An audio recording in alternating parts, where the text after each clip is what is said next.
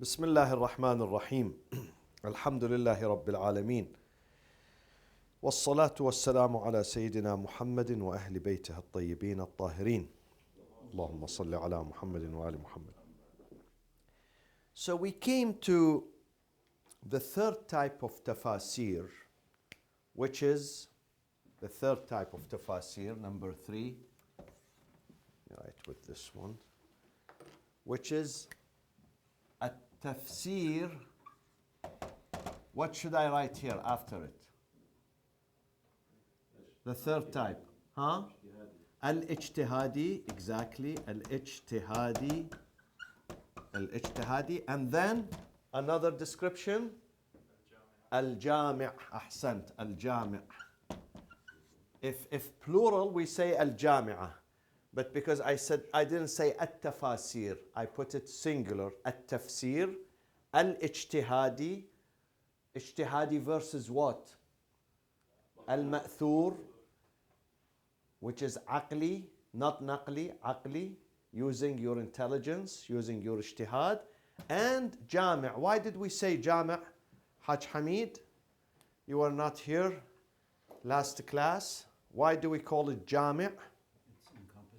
Exactly. It is all inclusive. It is very comprehensive. It's not only ayatul ahkam, not just about ahkam, about halal and haram, but about many things. And we're going to take an example of that in the first Shi'i tafsir, which is Al-Tibyan. And the author is Shaykhul Ta'ifah. Who is Shaykh al-Ta'ifah, my friends? At-Tusi. At-Tusi. No problem. Good try. No problem. 460H. We mentioned his story yesterday. What was his story? His story, in a brief, this man was born in Tus. At the age of 23, moved from Tus to Baghdad. At that time in Baghdad were two iconic figures of the Shia. One of them, Al-Shaykhul Mufid. Al-Shaykhul Mufid. The second one, Al-Sayyidul Murtada, Alamul Huda. Shaykhul Mufid died in 413. Sayyidul Murtada died 436. Okay? So the Imam of the Shia and the most learned scholar at that time when Shaykh al-Tusi came from Tus, Khurasan to Baghdad was Shaykh al-Mufid. So he became the student of this Shaykh. And subhanallah, the relationship of the teacher and the student is amazing. Amazing. Sometimes a husband and wife, they love each other. This is very natural. Husband and wife. A father and son, they love each other very, daughter and mother, daughter and father, two brothers. But what is really amazing is when someone comes from the east, the second one from the west, and they have a scholarly relationship and they fall in love. The students, they fall in love with the teacher, and the teacher loves his students because of their teacher's intelligence. I know some ulama, when he remembers his late father, he doesn't cry. He says, my late father did such a... When he remembers his mother, when he remembers his teachers, his tears starts rolling down. He misses his teachers. So he studied under Shaykh al-Mufid. He became his close disciple. And then when Shaykh al-Mufid died, succeeded by As-Sayyid al-Murtada, we're going in the month of Ramadan, we're going to speak about all those ulamas. Every night we take one leader, one personality, and we speak 25, 30 minutes about him, inshallah. He was succeeded by Sayyid al-Murtada. Shaykh al-Mufid was succeeded by Sayyid al-Murtada. There are letters that Imam al-Mahdi wrote to Shaykh al-Mufid. Letter, handwritten letters that Imam al-Mahdi, the 12th Imam, wrote to this man. Yes, Dr. Ali. Sorry, so were they the prominent, like, marja at the time? The Sheikh? Not just marja. Marja They were the top scholars. and the leader of the, someone who bequeathed the knowledge of the Imams. Because they were during the time of the Ghaiba. Ghaiba al-Sughra, Ghaiba al-Kubra. No, Ghaiba al-Sughra, Ghaiba al-Sughra. This is Ghaiba al-Sughra. Now is Ghaiba al-Kubra. Yeah. So they had contact with the Imam. Ghaiba al-Sughra, Shaykh al-Mufid was during. Wasn't it only like 70 years or something like that? Yes. And that was started to 255. 255. Yeah. Add 70 years to it. So that's Kubra. No, because he died. He died. Oh, he died in 413, so he lived too. Oh. Yeah. So he was 90 some odd years old? Yes. Yeah. He received letters from Imam al-Mahdi alayhi salam. Yeah. So, and then he became the student of Sayyid al-Murtada, and Sayyid al-Murtada took really good care of him because Tusi was intelligent. And when Sayyid al-Murtada died in 436, he became Shaykh al-Ta'ifa. He became the Imam, the most distinguished Imam, and he got this title, Shaykh al-Ta'ifa. Shaykh, the top leader of Shi'ism. And we mentioned his story in Baghdad. To the extent that even the Abbasid Caliph, Abbasid, they did not have good relationship with Ahlul Bayt. Abbasid al-Qadir billah. The Caliph's name is Al-Qadiru billah al-Abbasi. Made Shaykh al-Ta'ifa, though Shaykh al-Ta'ifa is Shi'i, but this Qadir billah, when he found his stature, his knowledge, he assigned him Kursiyul Kalam. The chair, Kursi, is the chair of what? Of Kalam. Not just a speech. Here, philosophy and knowledge. He became the dean of the university. So he's the dean, the official dean of the Dawla. The official scholar. Kursiyul Kalam means he's the chief scholar. Chief scholar for 11 years. For 11 years, Shaykh al-Ta'ifa was the chief until Baghdad was invaded by the Seljuqs, and the Shaykh was attacked, and his house was attacked, and his library was destroyed, and his chair was destroyed. And then the biggest Shia library, the library of Sabur, which was a minister in the Buwayhiz dynasty. At that time, Buwayhis were ruling Iraq, Bani Buwayh, for almost 140 years. So this library was destroyed, and the army, the Seljuk army, they dumped the books, thousands of books, manuscripts, in the Tigris River. And Shaykh al-Tusi, as a result of that, moved from where, as we mentioned, from Baghdad to Najaf. And he established, what did he establish? The Hawza of Najaf, which was established one. Look at your paper, 449 Hijri. How many years ago? Now is 1441.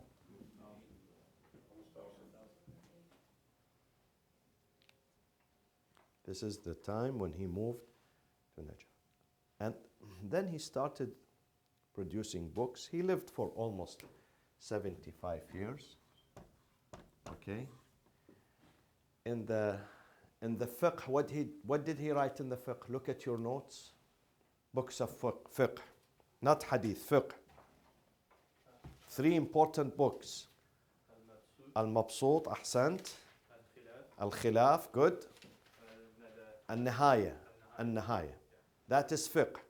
What did he write in hadith? The two important books of hadith of Sheikh al-Tusi. What are they?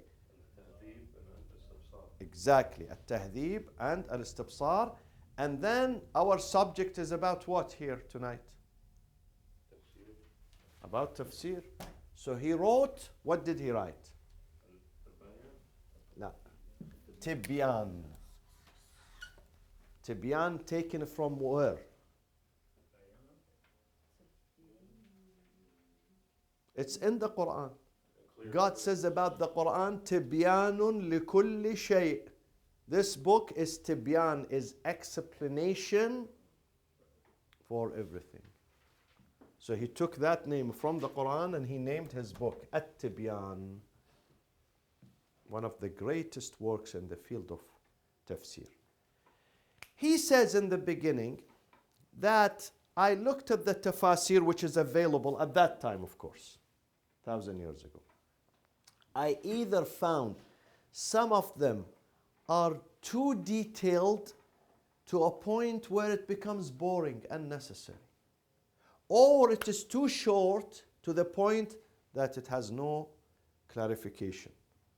Either too long or too short. So I decided to produce a work which is in the middle. Neither too long so you get bored of it and tired of it, nor too short that you don't understand anything out of it. So this was number one reason. What was number two reason? I'm going to ask you in the finals. Why did he write the book? So you're going to tell me number one, his book was medium, neither too long nor too short. Sorry, It was what is needed, huh? Too short, not too short, but so I can give enough explanation. Yeah, he can be adequate, not inadequate. Because if you are too short, if I come to the class and I give you headlines, I don't go into, you say it, hey, say it. We are not understanding. Can you elaborate? So you have to elaborate. But don't keep elaborating, you know, say the same sentence 20 times, people get bored. Okay? You have to be careful. Allah says about the salat, وَلَا تَجْهَرْ بِصَلَاتِكَ وَلَا تُخَافِتْ بِهَا وَابْتَغِ بَيْنَ ذَلِكَ السَّبِيلَ. Neither when you stand for the prayers, Allahu Akbar, Bismillah ar-Rahman ar-Rahim. Some of the ma'mumeen, their voice is louder than the imam, believe me. I say Allahu Akbar, I say Allahu Akbar. One of them, Allahu Akbar. Louder than me. Neither this, nor you read and nobody, even you don't hear yourself. وابتغي, seek, ابتغي means seek, بين ذلك, between جهر and إخفات, between being too loud or too silent, سبيلا, a path, moderation, path of moderation. Neither this extreme nor that. So this was the first reason. He wanted to write a book which you can read it from cover to cover, neither too long nor too short. Okay? Yes, Dr. Ali. Sorry, I don't mean to go back, but what was it? Al-Qadir Billah al-Abbasi, what was that? This is Abbasid Caliph. Qadir. Yeah, that was the Yeah. Abbasid Caliph. Because they lived during the Abbasid time in Baghdad. Remember, the Abbasid, they established Baghdad. So that was during their kingdom. So he appointed him as a chair of teaching, Kursiyul Kalam.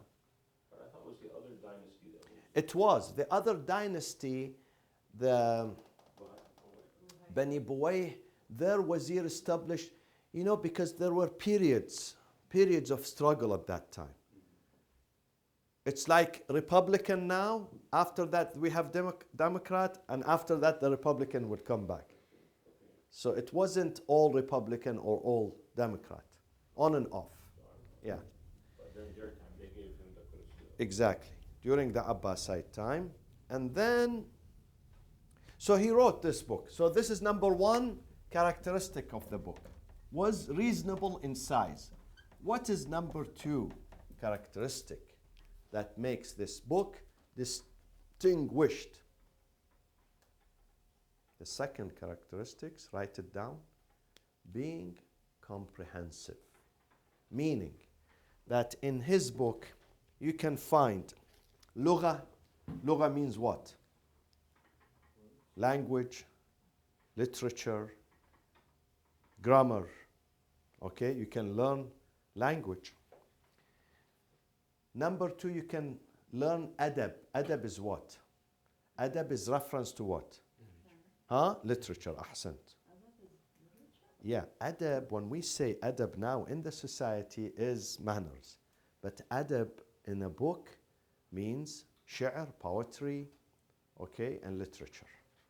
This is adab. Qira'ah, you learn recitation.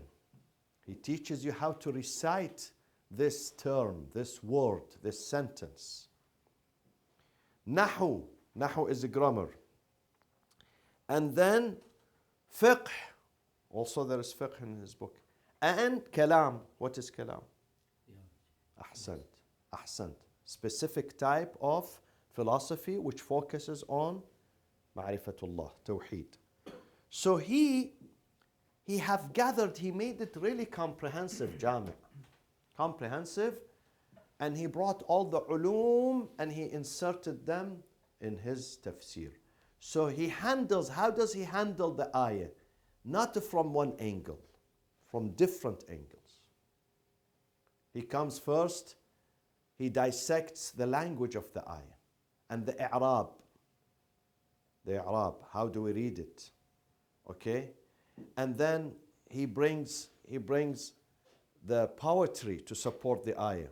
That see, this is the meaning of the ayah. This is the meaning of this word. This is the meaning because Arabs, they mention this in their poetry. And then he speaks about history. And then he speaks about fiqh. And he speaks about kalam. So this is why it became comprehensive. And they say that he wrote this book towards the end of his life. So before that, he already had been writing the fiqhi books, the 3 fiqhi books. Mabsoot, Khilaf, Nihaya, and the hadith books, Tahdhib and Istibsar, and other books. So the tafsir was the last one, the finale. And when someone really reaches that age, he reaches the pinnacle of his intellectual maturity and understanding. So his work, you have to look at the work of the author at the end of his life, not the beginning, because he matures, he changes. We keep changing our ideas. We mature, we grow. So in his book, you can feel that this is a man, not an ordinary man. He's faqih, he's mutakallim, he's adib, he's everything when you read his tafsir. Let me give you a couple of examples of his tafsir.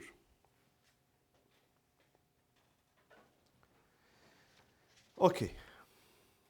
He comes to the ayah in Surah Al-Ma'idah 555. Who tells me what is 555 in Surah Al-Ma'idah?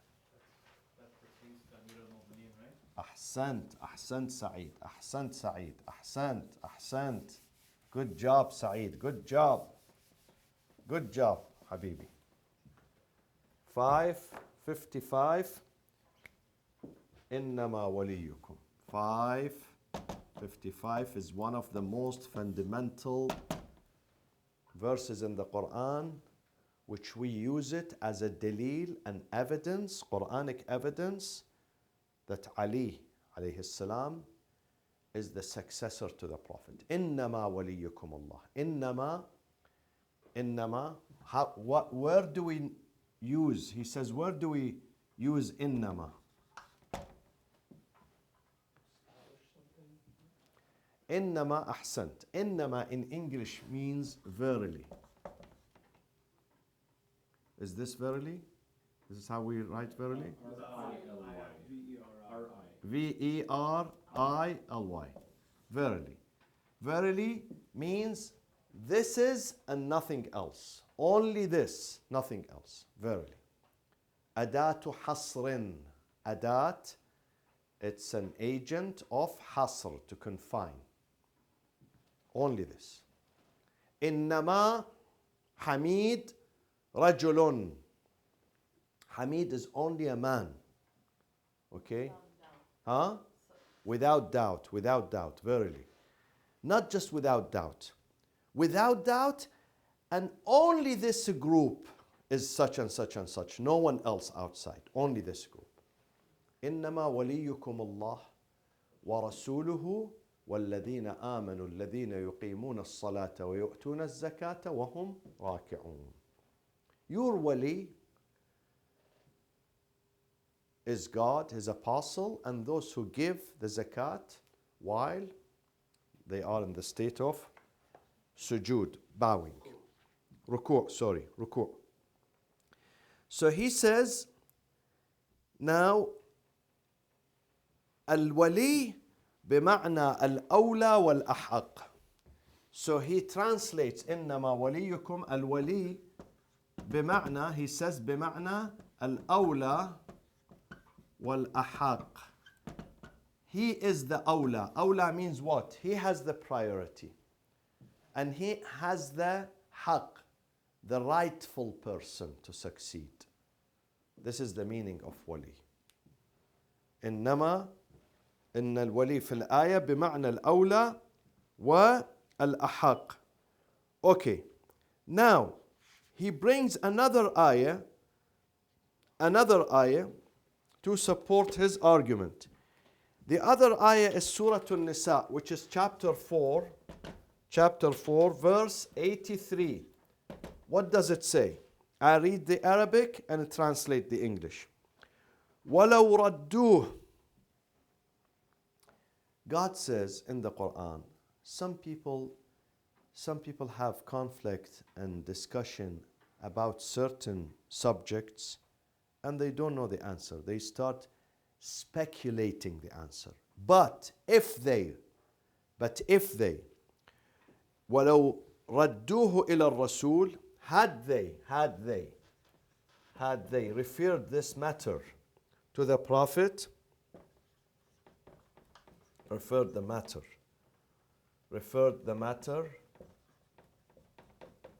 to the Prophet, and this is important, وَإِلَى أُولِي الْأَمْرِ مِنْهُمْ, and to the people of Ulil Amr.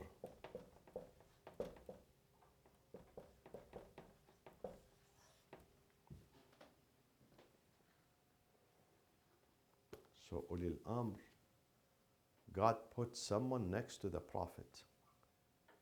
In what context? Huh? No, not authority. Knowledge. Because the ayah before says they are debating about the meaning. They don't know the meaning. And we tell them, if you go to the rightful people to ask them, you get the meaning. وَلَوْ رَدُّوهُ إِلَى الرَّسُولِ وَإِلَى أُولِي الْأَمْرِ مِنْهُمْ لَعَلِمَهُ الَّذِينَ يَسْتَنبِطُونَ مِنْهُ. They will give them the right answer. So why do you waste your time? Why do you speculate? Why each one of you gives an answer and that answer is not going to be right? Go to the source. The source is sitting there. Go to the Prophet and say, Ya Rasulullah, what does God mean here? Tell me, please. This is his job. Rasul wa ulil amr, not just Rasul.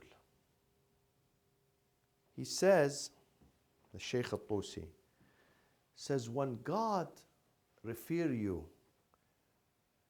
when it comes to the rightful knowledge, the correct knowledge, to the Prophet and Ulil Amr has to have a special status. What is this status? Because he has to give you the right answer.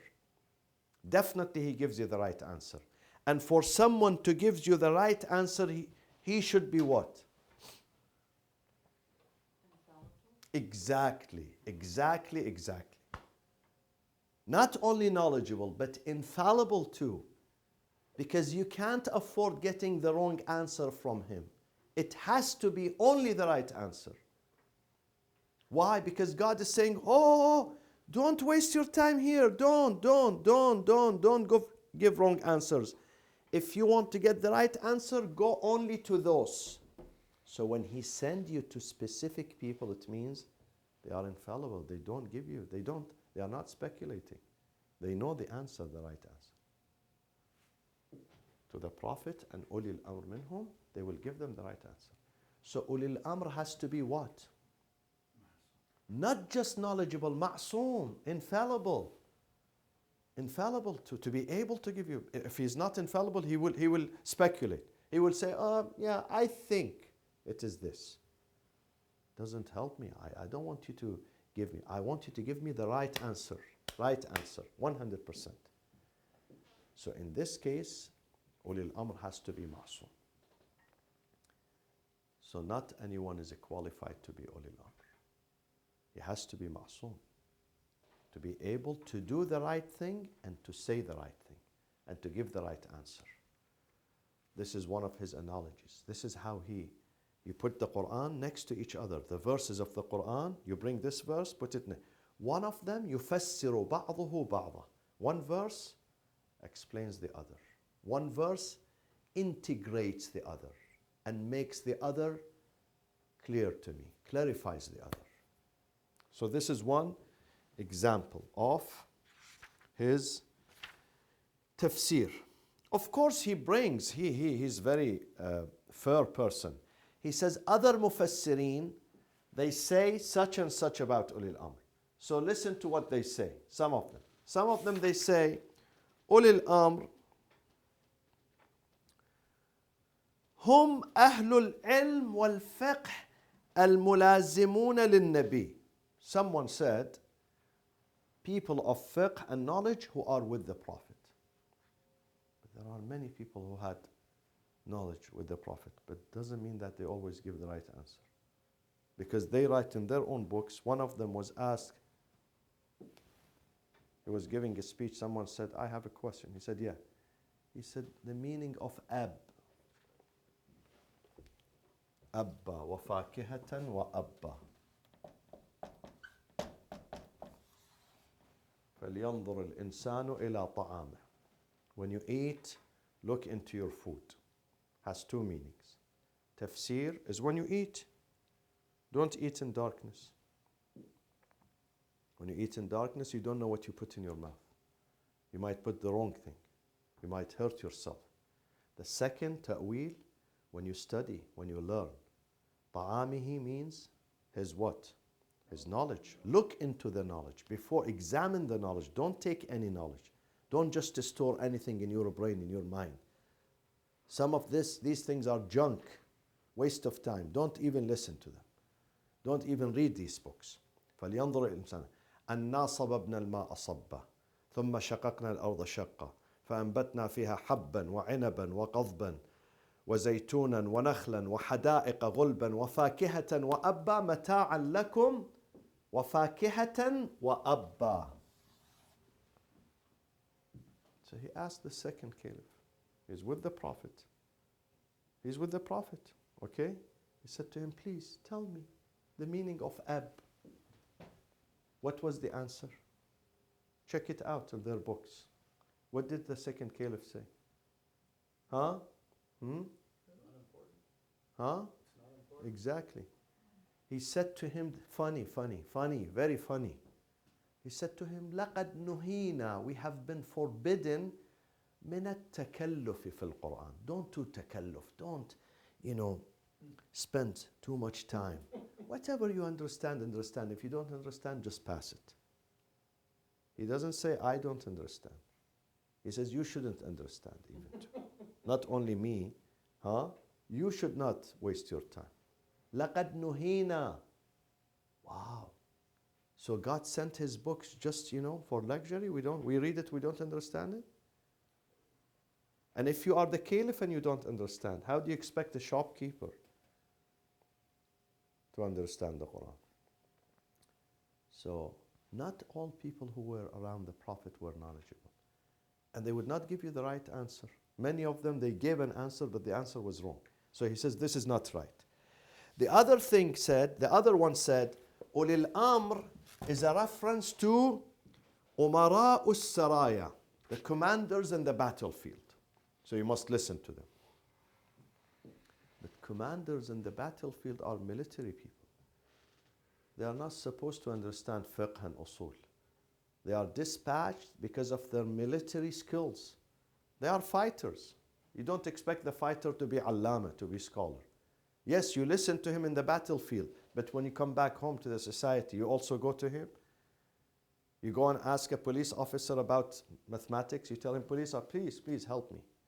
Please help me. This is mathematics. Can you explain it to me? It tells you, get lost. I left the school when I was in the 5th grade. So it's funny, Umara Saraya. It's not Umara Saraya. So it has to be an imam who is ma'soom. Ma'soom.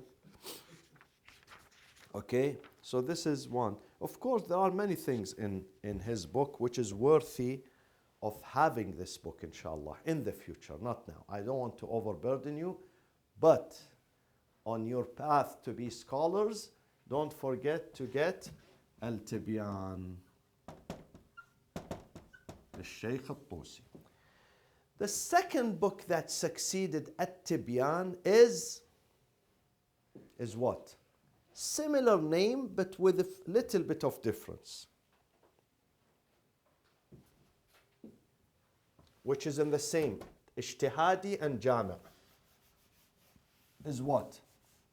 Very popular, very, very popular. A 7th century book. Majma'ul Bayan. Majma'ul Bayan. Who is the author, my friends? Huh? No, Tusi was the first one, Tibyan. This is the second book. This is an author after him. An author that died 548. 548. Who is he?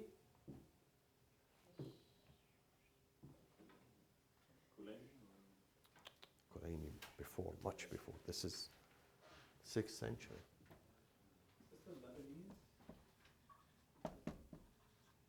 At-Tabrasi. At-Tabrasi. His home is called Tabras. Ras, which is a city where? Iran. What is the Iranian name of this city? This is the Arabic name of it.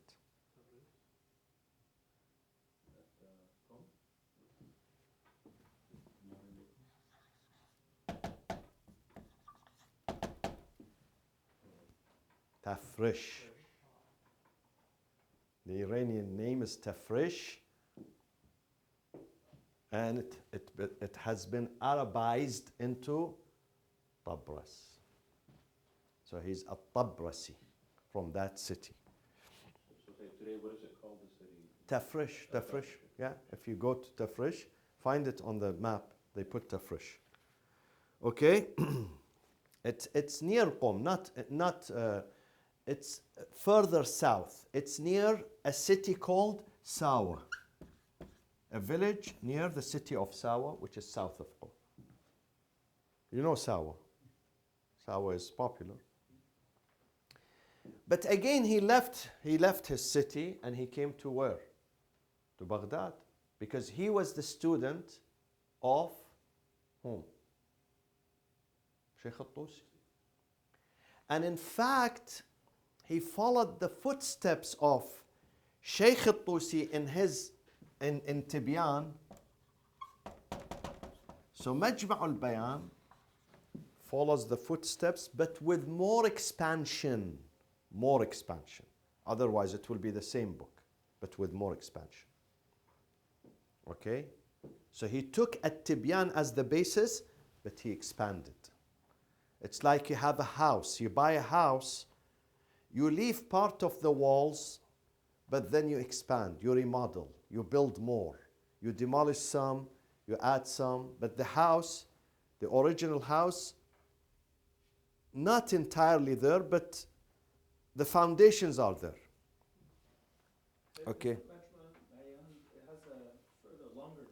Yes. Yeah, yeah. What's the full name of the book? مجمع البيان في تفسير القرآن. Oh, that's it. Yeah, yeah, yeah.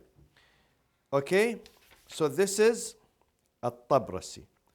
And then, of course, I can spend much time speaking about الطبرسي.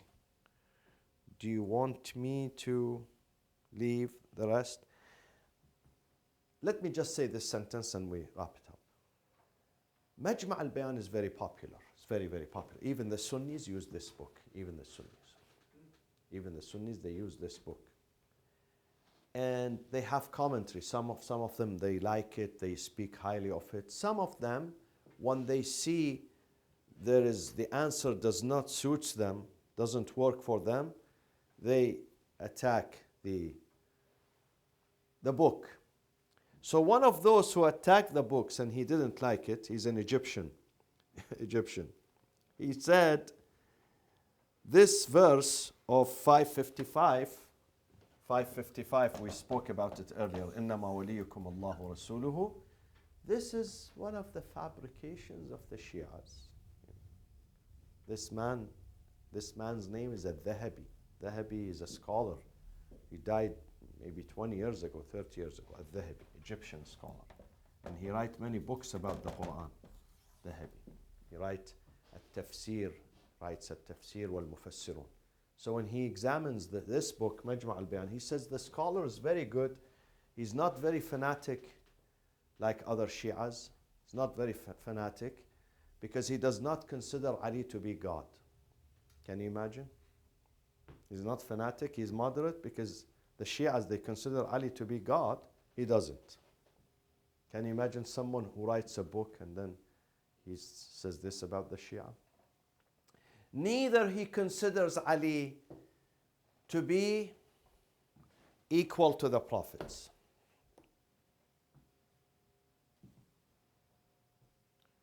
The Prophet himself, he says, عُلَمَاءُ أُمَّتِي أفضل من أنبياء بني إسرائيل. The Sunnis narrate this hadith, that the scholars of my ummah are better, أفضل, more virtuous than the Anbiya, prophets of Bani Israel. So what's wrong if Ali is better than the Prophet? The Prophet is saying ulama, scholars, they are not wasi, they are not imam, they are not infallible, ordinary. Alim can be better than the prophet during the time of Bani. The Prophet himself again says, he says, and the Sunnis narrate this hadith, Al-ulama'u warathatul what? Anbiya. Al-ulama'u, the Prophet said, Al-ulama'u warathatu al-anbiya. Ulama are successors to the prophets. So what's wrong if we say Ali is better than the prophets? Or a prophet, one of the prophets. The Prophet himself says scholars sometimes are better, let alone Ali ibn Abi Talib. So this is one of the things. Huh?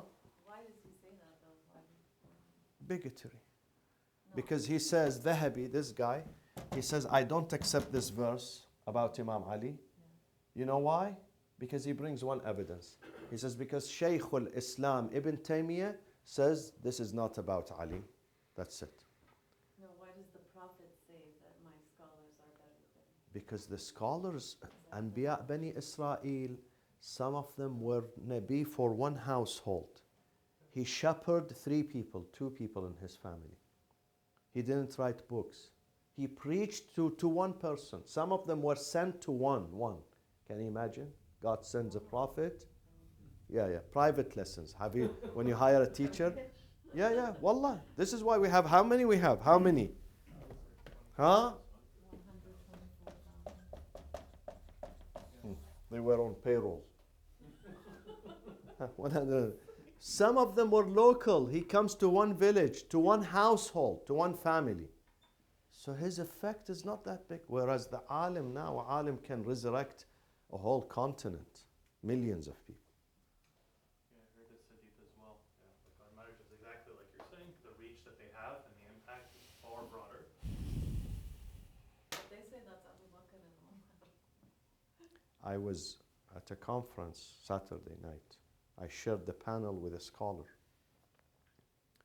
He said, I fell in love with Islam because my professor, when I was doing my PhD, my professor one day read a hadith of the Prophet. He says, I'm Catholic. I know nothing about Islam. But this hadith shook my foundations. From that day, I fell in love with Islam. What was the hadith? The hadith of the Prophet, مداد العلماء أفضل من دماء الشهداء. Midad, the ink. Al-ulama, أفضل, better, من دماء, the blood of the martyrs. I said, wow. Islam knows how much we struggle to learn. Nobody knows. But the Prophet of Islam knows that the alim, when he becomes a scholar and then he writes, his effect on the society, on the minds, is much greater than the blood of a martyr. Yeah, martyr is good. Martyr, he gives his soul. But his influence is limited. Whereas the alim, when he sits and he uses his ink to enlighten us, to show us the way, to tell us what is the truth, his impact is much bigger than the shaheed. He said this sentence was enough for me to fall in love with Islam. I heard this from him. He was on the stage, I was sitting. I spoke after him immediately. He says, I knew nothing about it, but only one hadith. My professor said it. And I said, wow, this is a great religion. I must go and study this religion. Midadul ulama. Midad. Why? Because you speak to the minds of the people. And once you win the mind, khalas, you win the person. You win the person. You win his loyalty. How does people become enchanted with such and such and such? Because they win their minds. They capture their minds. They capture. When you capture the mind, khalas, you conquer. You conquer. You conquer. The hadith says, Man allamani harfan, if someone teaches me, inspires me with one letter, sayyarani abda, I become his slave. Because he resurrects my mind. He resurrects the most important thing in my body. He revives my mind, my aql. He becomes my idol. I worship him.